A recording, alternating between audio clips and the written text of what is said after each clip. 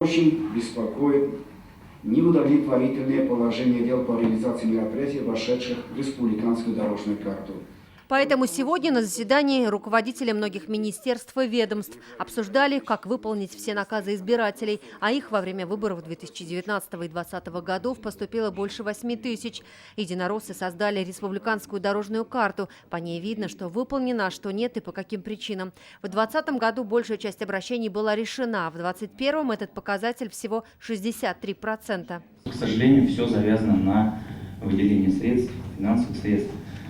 Мы стараемся получить максимум средств с федерального центра, обоснованным, аргументированным. Минобр выполнил лишь половину наказов от избирателей. Большая их часть была связана с капремонтом и строительством детских садов и школ. Впереди возведение объектов в Апастово, Пестрецах, Елабуге, селе Шуран Лаишевского района и Альметьевском микрорайоне Алсу.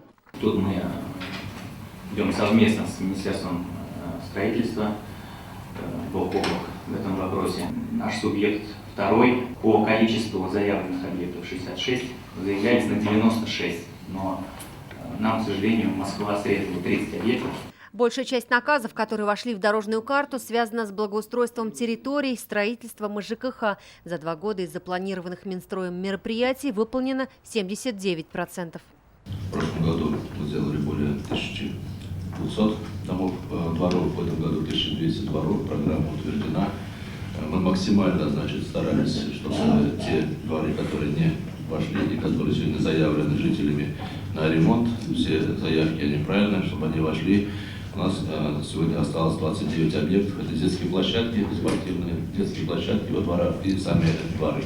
Большая часть наказов к Минздраву касались строительства или ремонта ФАПов, установки аптечных киосков на селе. Здесь удалось выполнить половину от запланированного. По наказам 2021 года всего у нас 13 мероприятий, из них 6 выполненных, 7 перенесены. Они все попали в программу модернизации первичного звена, федеральная программа до 2024 года. По поручению председателя парламента Фарида Мухаммедшина комиссию по реализации наказов возглавляет Марат Ахметов. Руководителям министерств и ведомств он посоветовал максимально ответственно подойти к разработке дорожной карты на 2023 год и включить в нее все, что пока еще не успели сделать.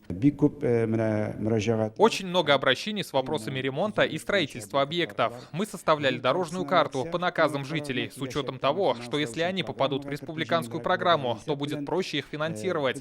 Как выяснилось, мы постарались включить больше, чем можем реализовать. По итогам совещания республиканским министерствам поручили провести ревизию дорожных карт. Большую часть наказов определено выполнить в течение 2024 года. Юлия Гоголева, Данил Филатов, ТНВ, Казань. Закажи рекламу на ТНВ. Телефон в Казани 5 705 100.